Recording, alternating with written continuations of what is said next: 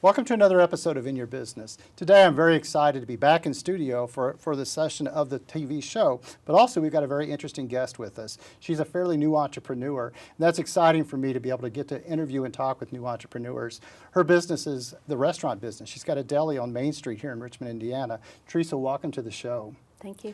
We're going to learn about the deli in just a few minutes, but first what I like to do on the show is get to know you. Get to understand a little bit about maybe your childhood, then young adult, right into your career path and understand what makes up this entrepreneur, okay? So did you grow up in the Richmond area? No, I didn't really. My dad was a pastor, so if you know anything about pastors, they move around a lot. Okay. And so I was born in the Salina, Ohio area and lived there until I was 4. Moved to Michigan, lived there for 5 years, moved to Kansas, lived there for 6 years, moved to Englewood, Ohio, and graduated high school from Northmont High School, actually. So that was quite a path. Okay. Yes, it was. So after high school then, well actually before high school, growing up, what were you thinking as a child? Were you wanting to be an entrepreneur? Were you wanting to be a police officer? What was it that you were thinking you were going to be? Actually, my dad being a pastor would oftentimes have missionaries come into the church. And there were several times, then they would come to our house to eat, and we got to talk with them. And I remember several times thinking that I would like to be a missionary at some point, and I thought that would be kind of fun when I was little. It never panned out, but that's okay. I'm not so sure it hasn't. We're going to talk about that in a bit. It feels kind of like maybe I am now, It yes. does. That's what I'm thinking. Right. Is, you know, you're helping people in a different way. Exactly. But so that's interesting. We're going to get back to that. But, Okay. So beyond high school then, what did that look like for you? Did you go on to college? Yes, I went to Malone College. That's a Quaker college out in Canton, Ohio. It's on the east side of Ohio. Okay. And I went there, graduated from Malone after I had taken about a 5-year break or something like that. So you took about a 5-year break between high school and college? I went to college for a couple years, got married, took a break, came back and finished. Okay, so that works fine. What was your concentration, your major area in college? What were you studying? I started out studying missions work and youth ministries. That's what I started out studying. Then I got married, had a couple kids, and when I came back, I just wanted to finish. I didn't even care what I finished in, so I found out which 2 subjects I could actually finish and actually get through in the shortest period of time. And one of them happened to be English, and I decided, well, I like to read, let's do that. So I did. All right, so off camera, I asked you about college, and you said to me that it was in English. And Yes. I just assumed that that's what you meant for it to be. And so basically you made some changes in there you didn't tell me about. Yes. So that's awesome. Yeah. It's not uncommon being at the university Right. with students. What we think we're starting out as oftentimes changes. Right. It also happens in our careers. It happens every day for us, I think, and especially in entrepreneurship. We have to be open to change. We make change quite frequently. So you graduated college, you started a family, and what kind of job did you take? I was a stay-at-home mom for a very long time. And so I didn't really do a whole lot of work outside of doing stuff for the church because my husband, my first husband was a pastor. Okay. And so I did a lot of newsletters, which brought in my English skills and stuff. My kids started to grow up, and I homeschooled them, and my English came in very handy then for that. And so I homeschooled the kids, and they all started growing up and deciding that they would one at a time, decided to go off to school, and then I took a job. So let's talk about that job. Was that in the restaurant business, or what was that job? No, I worked at Friends United Meeting in Richmond, Indiana. Okay. And I was working as I can't even remember what they're called, but they had a magazine there. Yeah. And circulation. I did the circulation there. And so I did that for a little bit, and then one of the people in the missions department was leaving to have a baby. She's my cousin, actually. And the manager of that department came to me and asked me to do that job and showed me a job description that was 3 pages long. And I said, no way. Okay. Because it seemed ridiculous amount for one person to do, but they kept asking and said that they were sure I could do it, so I took it and I did it. And within 3 months after I took that job, my boss left. Okay. So all right. Fair I enough. took over, and I learned that I could do a lot more than I thought I could do, and that kind of ability to multitask and to take on a variety of things and see how everything fit together is just such a big part of my gifts and abilities. What And an excellent way to get some training to become an entrepreneur. Oh, I know it. That's amazing. You didn't probably know it at the time that you were training to be an No, entrepreneur. I but, did not. That had to be phenomenal. Yes, it was, and it was such a boost for me as well. Okay. So then you moved on from that job. Moved on from there, and I worked there for like 17 years, something like that. And I moved on from there to I worked for the impact program for the state of Indiana, Okay. and that was working with people on assistance and helping them find jobs. And I loved that job. I worked there for 4 years, and I really liked that job because I felt like I was actually helping people, and so that was enjoyable. Well, you keep hinting to this mission work, okay? I know, All the way I through, you've know, got this that's common me. thread, all right? Let's get you into the restaurant business, Okay. because that's what we're here. We're going to Yeah. talk about the restaurant business. So you got into the restaurant business. Shortly after that job, when Okay. I finished there, and then I looked for other jobs and couldn't find one, and so I applied for a job at O'Charlie's. Okay. I thought, well, might as well try, see if I can get in there. And she called me, the boss called me within 10 minutes after I had applied for the job, had me come in for an interview the next day, and hired me on the spot. So you got some training and worked at O'Charlie's. Yes, worked there for about a year. Just over a year before you actually become an entrepreneur. And the way you Exactly. become an entrepreneur is you buy a business. And the business that you purchased is located in downtown Richmond. I'm very familiar with it, have been for years. Has quite a Richmond heritage. You know, the history there Oh, is yeah. amazing. And I know growing up it was the circus shop, right? Right, right. And the circus shop was pretty well known for just a variety of things that people could go in and enjoy. But then it went from that to being, Tom Amix opened it and made it a Tom's New York Deli, I believe. Yes. Okay. And then following the New York Deli, then Rachel and Ron acquired it. And that's when it became the Tin Lizzy. And each of those entrepreneurs brought their own theme to it, okay? Right, right. And so oftentimes people ask me, when you take over a business, should you change the name? And it's really up to the entrepreneur, because it's one of those where we want people to understand what it is. Okay, Right. It's not that it closed and then somebody else opened. It truly transitioned, just transitioned to a new interest. Right. So Tom's was the New York Deli, Ron and Rachel's was the Tin Lizzy from a car, and yours is Sip and a Bite, right? So I hope I'm saying that properly, Sip and a Bite. So it's Sip and a Bite. And tell us about that. Tell us about that name.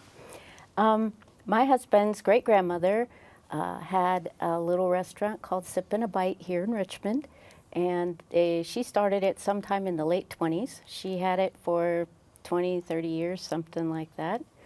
Then several years later, his grandmother had another restaurant in a different location, also called Sip and a Bite, and then she ran it for about 10 years, and nobody's heard of that since then until now. So we thought maybe, keep it in the family name, and we kind of like the name. And Well, I don't know the resonated. name either, but it sounds like that was 100 years ago. It was a Just long about time exactly ago, 100 years yeah. ago. So 100 years ago, that restaurant started with the name, and you've opened it back up. right. Similarities? No? Yes? Was it the same type of food? It was a sandwich or- shop. Okay. It was a sandwich shop.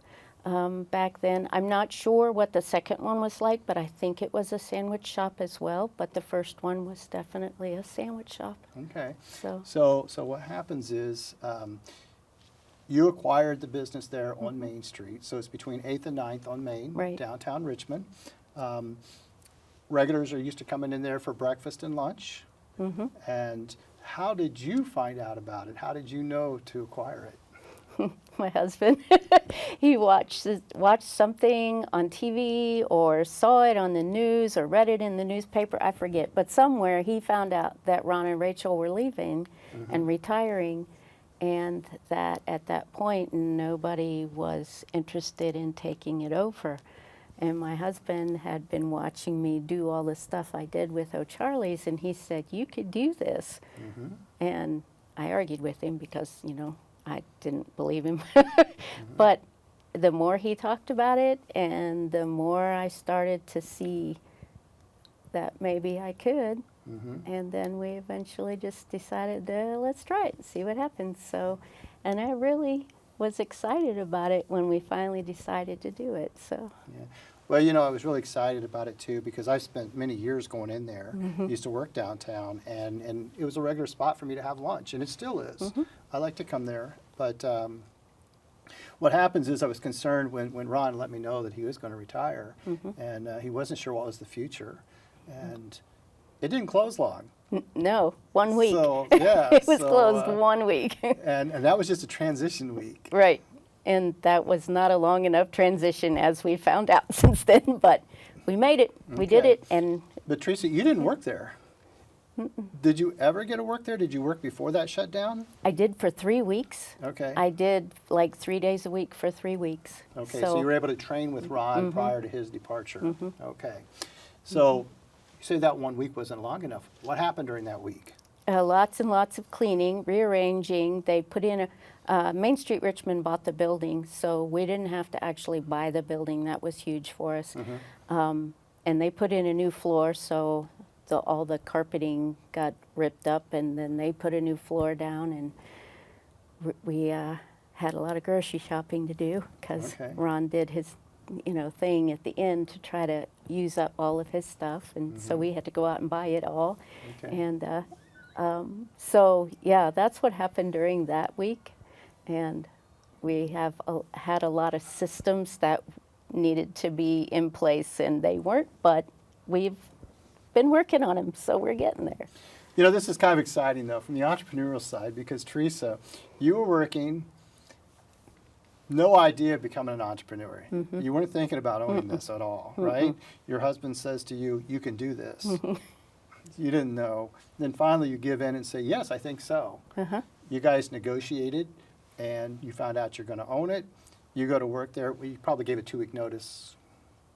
I actually worked both jobs for quite a while. Really? Yes, that was a lot because I was putting in 40, 50, 60 hours at the restaurant and then another 15 or 20 at O'Charlie's. Oh, my goodness. So you were So- doing both jobs for a little while. For about a month and a half before, Okay. a month or so before I finally just said, okay, I can't do both. No, that's difficult. That's really It is difficult very because difficult. you probably underestimate a bit when you say, because you said 40, 50, 60 hours, at the restaurant. The truth is, as It's an probably a lot entrepreneur, we think about it when we wake up. We think about it when we're It doesn't asleep. go away. Sometimes we might even think about while we're asleep. But there's so many things on our minds, and we're working it. And it's fun because it's yours. Right. It would not bother you to go down there at 9 o'clock this evening and get something ready for tomorrow. I mean, that's what we Right. do as entrepreneurs. Right. But, man, to make that transition, and you're correct, a week is not a lot of time to redo floors, get inventory, get pricing, get everything ready to go, and open that door. Yeah. How did it feel? It was so fun.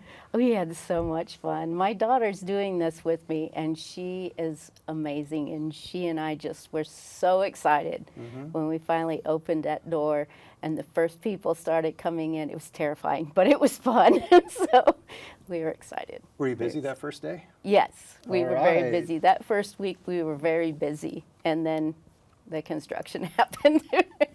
Did you know shortly about after that? I 'Cause, I mean, knew you were it in the was, heart of that. Yeah, I knew it was coming. I didn't know exactly when, And I didn't know for how long, but yeah. Because, I mean, there's no street. No, I mean, your location is right there between 8th and 9th Street on Main. And so as you're coming down with 27 or 9th Street, there's a lot of heavy construction there. It's down to one lane. And there's no access to Main Street there. Yeah. It's literally, there's no street there. Yep. And the construction, and that's a long project and a hard project. Yeah, it is. I know that the end in sight is in sight. I mean, that project's going to complete. But you opened what was the date that you finally opened? 11th of July. So you opened the 11th of July. We're sitting here in October. And the hope is that opens back up Halloween? Yeah. Or, So- or right after Halloween, one or the other, but that's about when it's supposed to open. So you know, We'll you've see. weathered it this long, so hopefully it happens. Yep. But if it's a couple weeks beyond, I mean, I know you'll be tolerant. Oh, yeah, yep. I think we'll be fine. You've adapted well to it. It's difficult because I know you as the entrepreneur, you're now responsible, okay? There's nobody to blame. There's nobody to hold accountable but yourself. You're responsible for everything from payroll to paying taxes, probably quarterly taxes. You're right. You don't own the building, but you own the business, Yeah. okay? That business is you. And you've got to set the hours. You've got to set the prices. You've got to do it. Right. And you know, you no longer get that opportunity to say, well, I'm going to call in today. Who are you Yeah. going to call? There's nobody to call. But the other thing is you also can't continue, you can't blame any of the factors. You've just got to see those as challenges and opportunities and adapt to them. And that's what you've done. You're watching the schedule. I know you are. You're excited to have that street open back up. Oh, yeah. And Yeah. traffic of people going by, because we can say your name 100 times here today, but still, until people actually see it on the front of that window and walk through that door, they're not going to understand it. Right. Okay. Right. But you've got quite a business going there. You're feeding a lot of people, whether it be breakfast or whether it be lunch. In addition, you're doing some catering. Is that correct? Yes. Yes. So We continued what Ron and Rachel started with box lunches, okay. and we've continued doing that. So we have some of those that they were doing, we're continuing to do, and we're trying to increase the numbers. So, Okay, so that's important because even when we can sit here right now and say, oh, the street's torn down, that's slowing our traffic down, whatever, we don't need to worry about that. What we need to worry about is what you're doing well and Right. continuing to try to find new markets for that catering, as well as, you know, continuing to serve that breakfast and that luncheon. You've expanded to Saturday, is that correct? Yes, Saturday morning. We did Saturday morning breakfast for a couple weekends, and then we started doing lunches. So Okay, okay. yeah. Teresa, one of the most exciting parts about it is that you are the entrepreneur. You're the owner, I know. okay? Which means when you decide you're going to do Saturday, you do it. I know. I don't have to ask for permission. And you don't have to wait for that next promotion or that next No. raise, right? I know. But you're sure excited to probably get that next raise. Yeah. But That would be awesome. but yeah, I understand. As the entrepreneur, we take on a lot, okay? And I mean, everything from utilities to heating and cooling. If you come in and the furnace is down, you're the one who has to get that fixed, okay? And there's just so many things that go into it. Even when you said yes, and you and your husband started pursuing this, did you have any idea what you're getting into? Have you had a lot of surprises? We've had few, yeah. But I think the way I tend to look at things is I see something that isn't right, or maybe it's not the way I want it to be or whatever, and I may stew about it for overnight. But by the next morning, I'm usually able to just say, well, doggone it, let's get this fixed and get on with it. Yeah. And so I think that's a nice gift to have, to be able to just, stew for a bit because you have to, and then to be able to just say, how are we going to fix this? Because we're not going to get anywhere if we keep it this way. Let's just get it fixed and let's Sure, move on sure. and see how to do it and how to do it right. I guess one of the things that was hardest for me to accept or to realize was I didn't have to do everything exactly the same way as Ron and Rachel did it. Because I spent 3 weeks learning how they did things. And it took my husband and my daughter saying, but you're the boss. You can change things if you want to change it. Yeah. And it took me probably 2 or 3 weeks to realize, oh, you're right. Let's add bacon to that potato salad. It's okay. And some other things that we changed, and like adding the Saturday mornings, that was something that was my decision. Yeah. And that was cool. Well, I think it's exciting too because, like I said, I come there and I have my regular. You know, I know what I'm going to have when I come, and I've been trying to change it up a little bit. And so as you make some changes, I can make some changes, and the other consumers can Right. make some changes, and it becomes exciting again. And it is what it is. I mean, we've seen it change owners, we've seen the menus change, and maybe the prices have to change and such, but you know, it's an experience, Right. and it's one that Richmond needs to be proud of, and certainly you need to be proud of as the Oh, yeah. entrepreneur. And it's exciting that you're new to it and that you're enjoying it. Oh, yeah. One of the things I admire is each and every time I've been there, and it's been several now, you're the one who makes my lunch. Yep. Okay, you're the entrepreneur, you own it, but you are the one right there on that grill making the lunch. And that's exciting for me to see the entrepreneur that engaged. I like it. I enjoy doing that. The other thing I do know is that you've also sponsored some things on Main Street. And so I think that's important too, is that as a business, we need people in our community to support you, okay? That's the important part. But you're also supporting the local economy. Right. And so through those contributions and those supports, that really helps our community. But you're certainly making a difference. So when I ask you about the surprises, there wasn't a lot, okay? But what is one of the things that you are enjoying? What are you really, really enjoying about being an entrepreneur? I get to help a lot of people. I get to feed a lot of people, and I get to meet a lot of people. And I love watching new people come in and try for the first time and try the restaurant. I love seeing that. I love seeing them come back later and bring their friends. And I really like doing that for people. I really Okay. enjoy that. That's one of my favorite things, I think.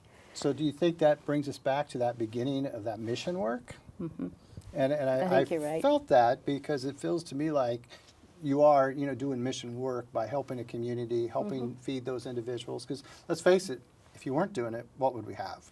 Nothing, An empty because building nobody there, else and- wanted yeah. to do it. Yeah. Right. And so you're there, you're taking care of business, and I hope that, you know, you get that reward for that as well. So we talk about the hours. I think you're open for breakfast, so you're probably open by 7:30? I'm open at 8. 8? Yeah. Okay. I'm But- there long before then. Well, that's what I was getting ready But to yes. ask. I'm guessing your hours, you probably are there by 6? 6:30, somewhere in there. Okay. If you close at 3, I close at 2, 2? and I'm usually there till 3:30, Okay. All right. cleaning up. So you have a lot of responsibility. Yeah. Okay.